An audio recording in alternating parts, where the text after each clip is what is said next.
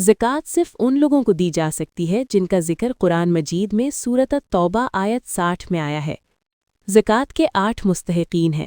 Number 1، فقراء، وہ لوگ جو بالکل غریب ہوں اور ان کے پاس گزارے کے لیے کچھ بھی نہ ہو۔ نمبر 2، مساکین، وہ ضرورت مند جن کے پاس کچھ ہو مگر کافی نہ ہو۔ نمبر 3، عاملین زکوٰۃ، وہ افراد جو زکوٰۃ جمع کرنے اور تقسیم کرنے پر مقرر ہوں۔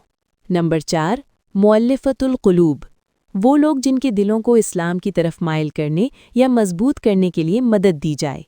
نمبر 5، رقاب، غلام آزاد کرانا، غلاموں کو آزادی دلانے کے لیے۔ آج کے دور میں اس کی صورتیں مختلف ہو سکتی ہیں۔ نمبر 6، غارمین، مقروض لوگ، وہ لوگ جو جائز ضرورت کی وجہ سے قرض میں ڈوب گئے ہوں اور ادا کرنے کی طاقت نہ رکھتے ہوں۔ نمبر 7، فی سبیل اللہ، اللہ کے راستے میں کام کرنے والے، دینی کاموں کے لیے۔ نمبر 8، ابن السبیل، مسافر، وہ مسافر جو سفر میں پریشان ہو جائے اور اس کے پاس مال ختم ہو جائے۔ کن لوگوں کو زکوٰۃ نہیں دی جا سکتی؟